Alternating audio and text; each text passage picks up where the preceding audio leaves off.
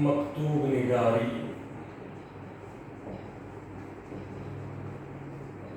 पर्चा नंबर 9। बिस्मिल्लाहिर्रहमानिर्रहीम। अजीज तलबा और तालिबात, हम लोग बीए साल सुवम का पर्चा नंबर 9 का मुताला कर रहे हैं। हमने कल शामिल निसाब नुकात पर बहस की कि किन किन नुकात जो पर्चा नौवा हमको जो दिया गया है मकतूब निगारी, इसमें किन जो पर्चा मकतूब है, मकतूब निगारी के ताल्लुक से किन किन नुकात पर हमको बात करनी है और किन किन नुकात का हमको मुताला करना है, और मकतूब निगारी के अगराद और मकासद को समझते हुए मकतूब निगारी के फन, रवायात और मकतूब निगारी की खुसूसियात और मकतूब निगारी की अहमियत को समझते हुए हमको मिर्जा असदुल्लाह खान गालिब और मौलाना अब्दुल कलाम आजाद के मकतूबात को पढ़ना है। हमने ये तो देखा है कि मकतूब हमने कल तारुफी बयानिया में सारी चीजों पर गुफ्तगू की। आइए आज बाज़ाब्ता तौर पर मकतूब पर हम शामिल निसाब नुकात की मदद से बहस करेंगे ताकि मकतूब निगारी क्या है, मकतूब की तारीफ क्या है, मकतूब का फन क्या है, मकतूब निगारी की अहमियत क्या है, मकतूब किसे कहते हैं, मकतूब किन लोगों के दरमियान में होता है, मकतूब अदबी फन पारा है या नहीं है, मकतूब निगारी मकतूब बाज़ाब्ता एक सिंफ है या और कुछ है।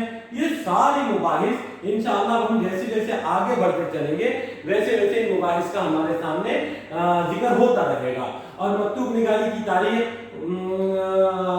आलमी दुनिया में मकतूब निगारी कब से शुरू हुई, आदमी अपने ख्यालात को किस तरीके से इरसाल और तरसील के मराहिल से गुजारता है, ये सारे नुकात हम यहाँ से शुरू करते हैं गुफ्तगू करने के लिए। अजीज तलबा और तालिबात, अगर हम देखते हैं मकतूब की तारीफ, मकतूब किसे कहते हैं ये समझ लें तो हमको आसानी होगा कि हम आगे बात कर सकें कि मकतूब यानी क्या। जैसे हमने इससे पहले अखबार में अफसाना पढ़ा, इंशाइया पढ़ा, ड्रामा पढ़ा, नावल पढ़ा, तो हमने जाना है अफसाना किसे कहते हैं, अदब में अफसाने का मकाम क्या है, इंशाइया किसे कहते हैं, इंशाइया का मकाम क्या है।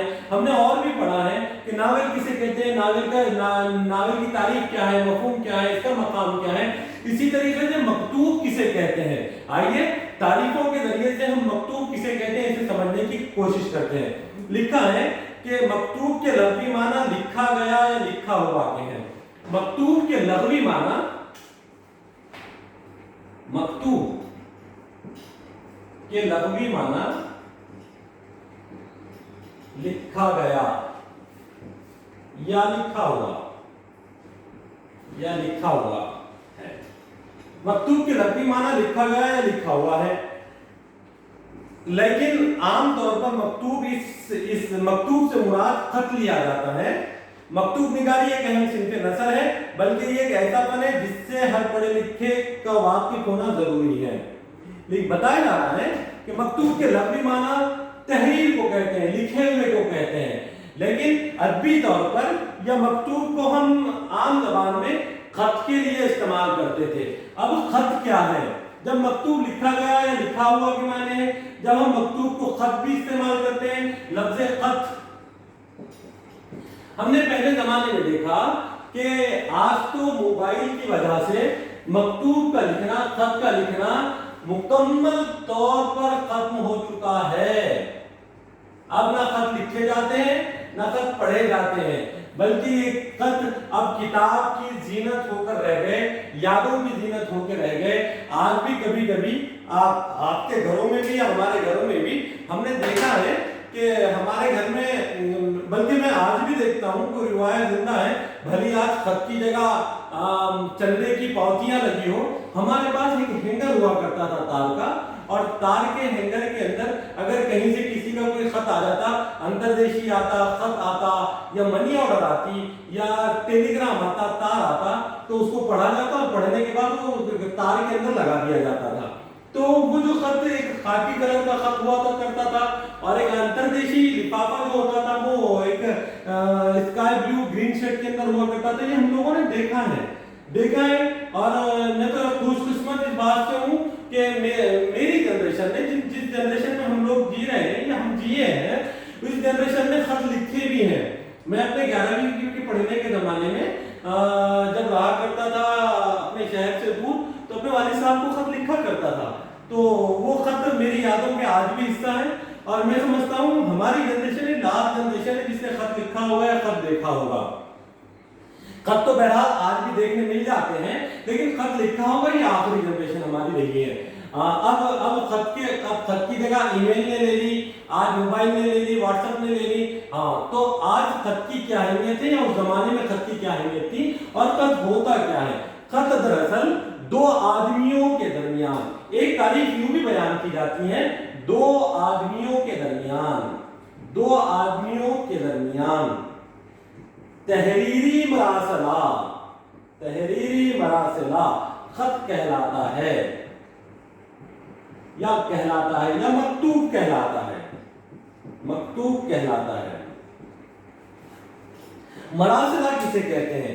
इरसाल और तरसील, अपने ख्यालात की तबलीग करना, या अपने ख्यालात, अपने अहवाल, अपनी कैफियत दूसरों को बताना, दूसरों को सुनाना।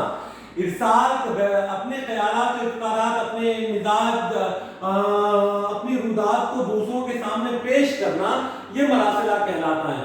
जब ये तहरीरी तौर पर किसी को अपने मुख्तसर हालात, अपनी कैफियत, अपनी जरूरतों को बयानिया बनकर तहरीरी तौर पर दूसरों तक तरसील होती है इसकी, तो ये खत कहलाता है। हमने देखा है कि जब खत आया करता था तो हमारी दादी, हमारी वालदा, जो कि अनपढ़ थे, पढ़े लिखे नहीं थे, हमारे अंदर जो तब थोड़ी बहुत शुद्धबुद्ध आई लफ्जों की, हमने पढ़ना शुरू किया। हमारे पढ़ने से पहले हमारे दादा जान, हमारी दादी को अगर कोई खत बाहर से आ जाता, हमारे दादा के भाई बाहर जा करते थे, वो खत जब भेजते तो अपना पढ़ के सुनाया करते थे, और यूं कहा जाता था कि खत आदि मुलाकात है, खत आदि मुलाकात है, खत आदि मुलाकात है। तो यकीनन खत यकीनन आदि मुलाकात हुआ करती थी, क्योंकि आज इरसाल और तरसील के जो आलात मुहैया हुए, ईमेल हो, टेलीफोन हो, वीडियो कॉलिंग हो, या स्काईलैब की गुंजाइश हो, और ये जितनी तरक्की, आलाती तरक्की, साइंसी तरक्की हुई है, इन सारी तरक्कियों में इरसाल और तरसील और क्या कहें जरिए इबलाग और ट्रांसपोर्टिंग, जिसे हम क्या कहें सनत व हुर्फत के अंदर जो तरक्की हुई है, इस तरक्की ने दुनिया को सिमट के रख दिया। पहले अगर 30-40 किलोमीटर दूरी का भी सफर हुआ करता था, तब भी लोगों को आने जाने में एक लंबा वक्त लगता था, लेकिन आज 100, 200, 500 किलोमीटर का सफर मानो चुटकियों में तय हो रहा है। या यूं कहिए, अगर किसी को अपना पैगाम पहुंचाना हो, किसी को अपनी बात पहुंचाना हो, तो 2-4 बटन 10 बटन दबा दीजिए, टेलीफोन के ऊपर बात भी मुकम्मल तौर पर बाज़ाब्ता बिल मुशाबा बात भी हो जाती है, और सरहदों पार से लोग एक दूसरे का दीदार भी कर लेते हैं। यानी यूं होता है कि एक ही मजलिस में हजारों सरहदों पार बैठे हुए एक इज्तिमा आपस में यूं गुफ्तगू करने लगता है यार, कि मानो एक मजलिस में, एक मीटिंग में बैठे हो। हमने देखा है लॉकडाउन के जमाने में जूम मीटिंगों पे ऐसी मजालिस हो गई कि हम इंतजार देखते रह गए, और हमने ये भी देखा है कि कई सेमिनार, कई कॉन्फ्रेंसेस जो कि डायरेक्ट कोई चीन में बैठा हो, कोई जापान में बैठा हो, कोई अमेरिका में, कोई पाकिस्तान में, कोई बांग्लादेश में, बल्कि दुनिया के अलग अलग खित्तों में बैठे हुए लोग एक ही वक्त में एक जगह जमा हो गए। हाँ बेटा, अम्मी इधर लेक्चर देखो।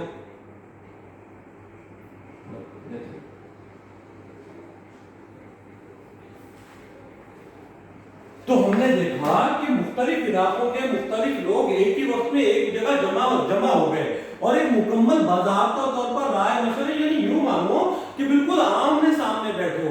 इस तरीके से गुफ्तगू का आज साइंसी आलात है, लेकिन इससे पहले, इन साइंसी आलात के इजाद से पहले, लोगों के पास अपने अहवालों के ख्याल के बयान करने का वाहिद जरिया मकतूब थे, कि लोग अपने ख्यालात का, अपने अफकारात का इरसाल और तरसील का मामला खतूत के जरिए से किया करते थे।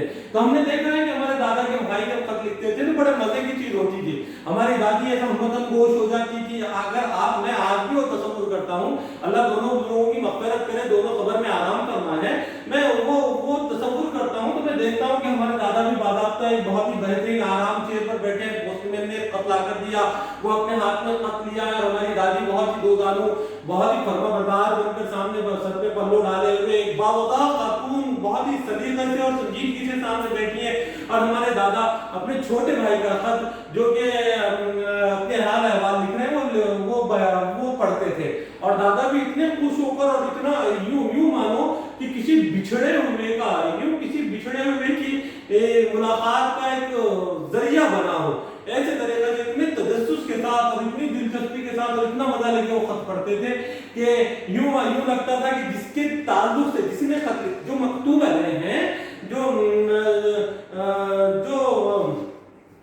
यूं लगता है कि बस वो सामने बैठा हो और उससे मुलाकात हो गई हो। तो इसीलिए कहा जाता था कि खत के अंदर बिलमुशाफा मुलाकात तो नहीं, लेकिन मकतूब अलैह के ताल्लुक से, जिसने खत लिखा है उसके ताल्लुक से इतना जरूर हो जाता था कि मकतूब अलैह को, जिसके लिए खत लिखा गया, उसको उसके हाल अहवाल कैफियत खैर व आफियत मालूम हो जाती थी। और किसी की खैर व आफियत मालूम हो जाना ये आदि मुलाकात के मुताबिक था।